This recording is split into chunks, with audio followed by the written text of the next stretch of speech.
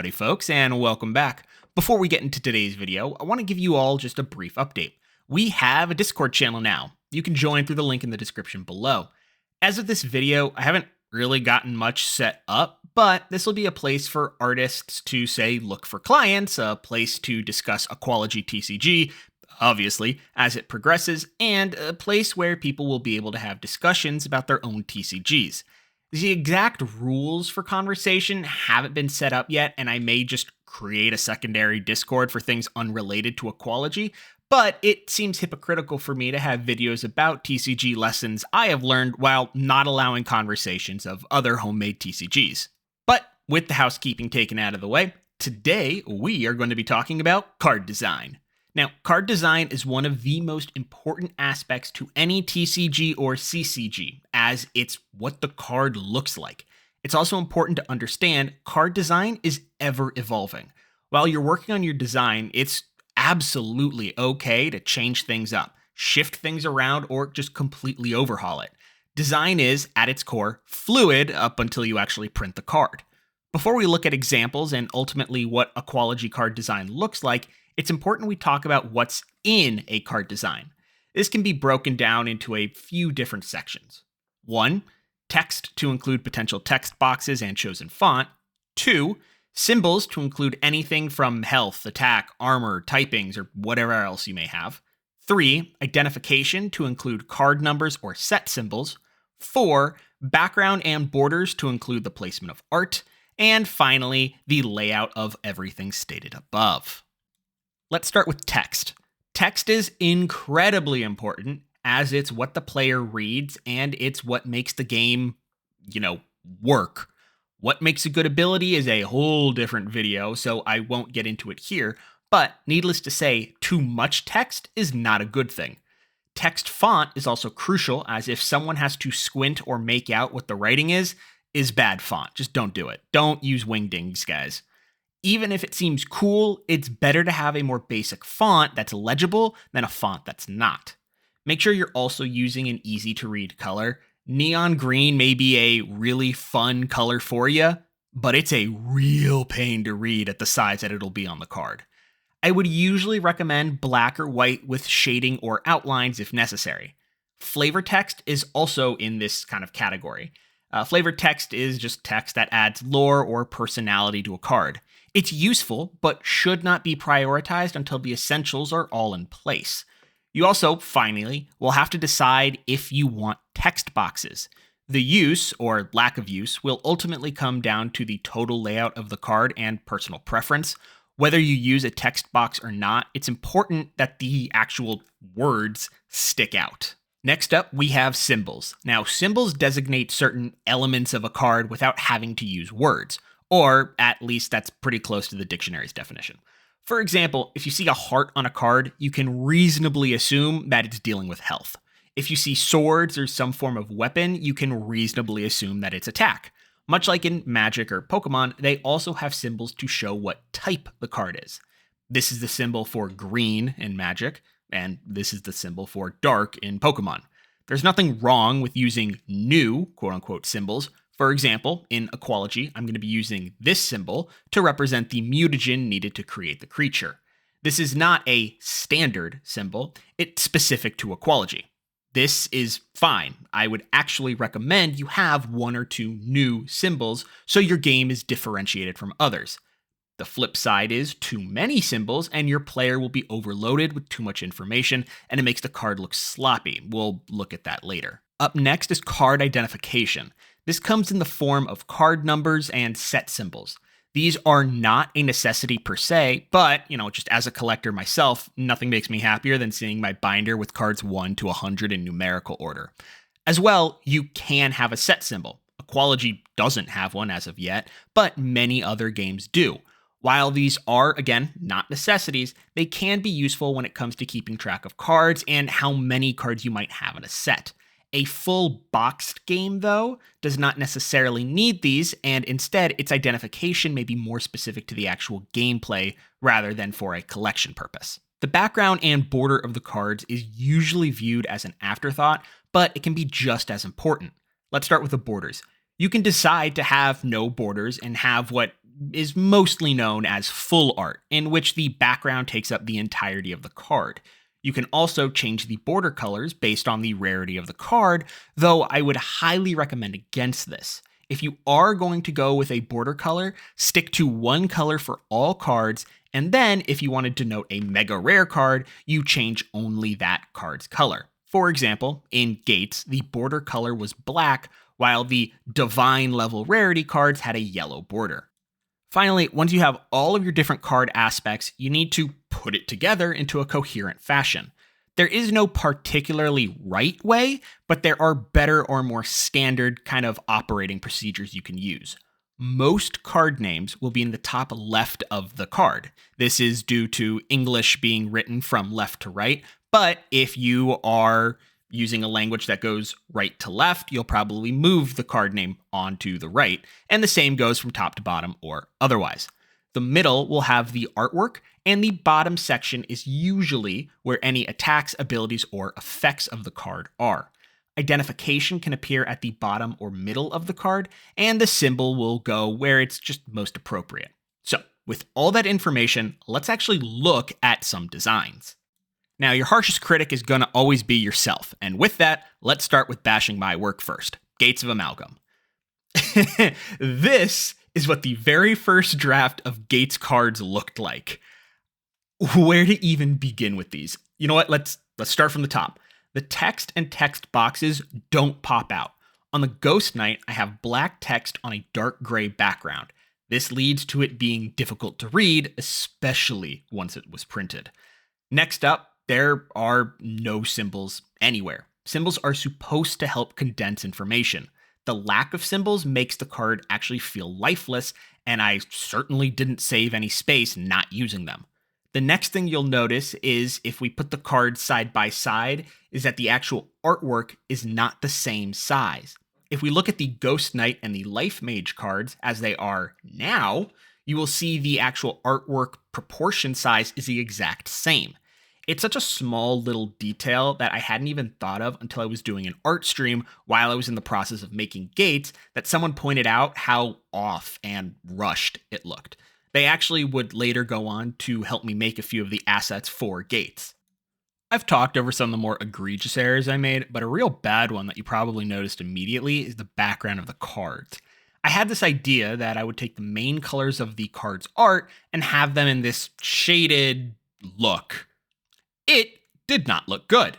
It was too much stimulus, especially if you're looking at all the cards in your hand at once. Instead, I fixed this by having each type, dark, holy, water, earth, fire, and air, have a specific background color. That way, at a glance, you knew what type the card was. This is a pretty standard concept when you look at cards that have a picture for the art rather than just a full art card. Aquology's background will work a little different, but we'll get to that later. If we again go back to the new art and place the Ghost Knight side by side with its predecessor, many things are different.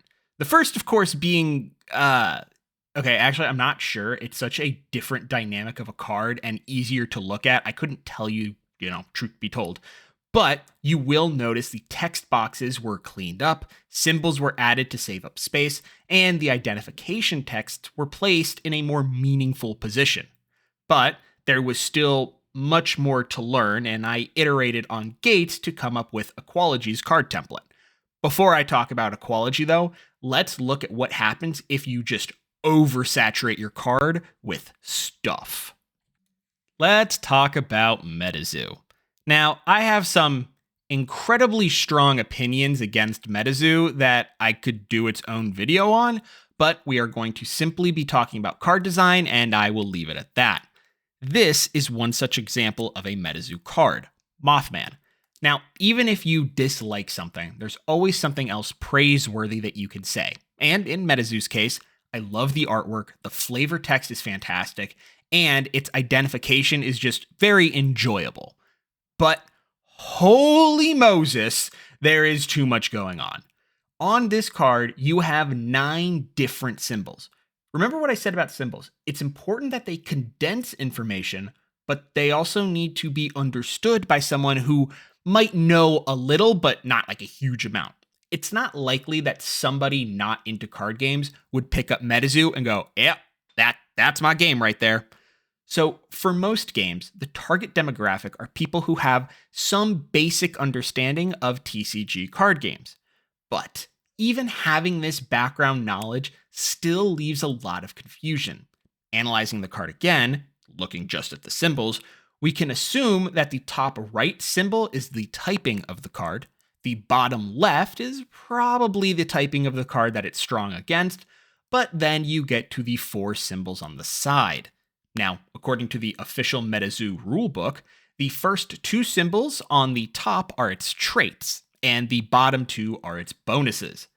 The issue here is that there is no indication outside of having to pick up the rulebook that would denote this.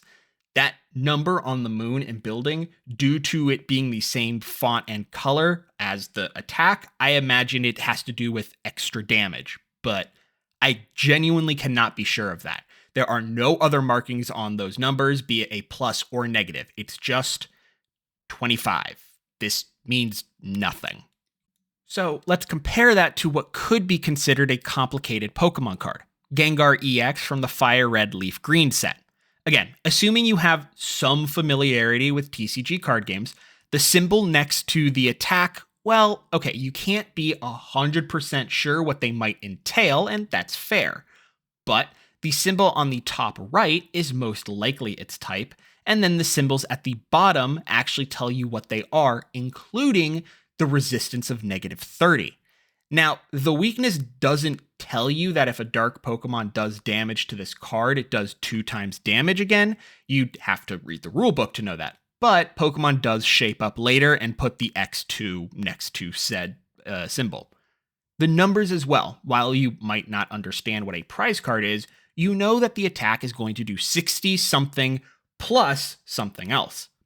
We switch back to Mothman, and again, it gives too much information without actually giving you any information. And I couldn't even figure out what the heartbeat monitor symbol was. I won't even get started on the ability. That is a whole different video on rule creation and jargon and okay. Anyway, apologies for that long-winded explanation. I just think it's important to see what I consider to be objectively poor card design. Finally, let's take a look at Aquology and where I am in the card design process. Now, this was the very first template I came up with. You can see, specifically the effect and name text boxes are the same assets from Gates. I'll be honest, I really liked them and wanted to keep them, though I do probably intend to change the font. Next up, you've got the test tubes in the top right, 3 symbols with numbers on the bottom left, and identification text at the bottom. I do have the space for some fun scientific name flavor text below the name box, but otherwise the rest of the card is filled up until the black border for the artwork. There is no specific card art frame, and this was a style choice that I chose. There were several issues with the first design, up to and including the numbers color, the symbols color, and the little test tube placement. I went through 5 different iterations until I posted on Reddit, and the user u/embowers, apologies if I butchered your name, came up with the absolute genius idea of making a vial case for the test tubes. This is why I love crowdsourcing certain things, because while I was so focused on the numbers, I hadn't even really taken time to look at the test tube symbols. So I took their advice and added a small box right below the scientific name and stuck the test tubes there, making it look like a much cooler kind of vial pouch. The vial colors and amount are important, as that's the mutagen type used to create that creature, but this is my symbol that you wouldn't really understand unless you picked up the rulebook. Please keep in mind, this is not my 100% completed ultimate design. I think I may move the vial case to the top right, but we'll see. I need to play around with it a little bit more. We then come to the last 3 important symbols. The bottom right one is just the set indicator, and that's even just a placeholder for right now. The 3 numbers from top to bottom are victory points, health, and attack. In the original design, all the numbers were the same blue color. This was bad. Too difficult to differentiate it, and it blended in too much with the water background. So I changed that color to orange, because orange is the direct opposite of blue on the color wheel. Same issue though. It was too hard to tell what the numbers actually meant. So I changed the color of each number to differentiate what each symbol was. But outside of maybe red, the other two numbers still meant very little. I then came upon my current and final design, with the background symbol being colored. The red is clearly a heart, the blue is clearly crossed swords, thus being attack, and the swirl is meant to be victory points. Now, admittedly, I don't really like the swirl being the symbol, and I might change it to like a star or a trophy or something. I may also move the victory point symbol to the top right instead, so as to clearly show a difference from the card's attack and health. Honestly, I just sort of came up with that while writing this script, and see, design is an ever-changing thing. Don't settle until you're happy with your end result. Anyways, with that, I hope this was an interesting and informative video for you all.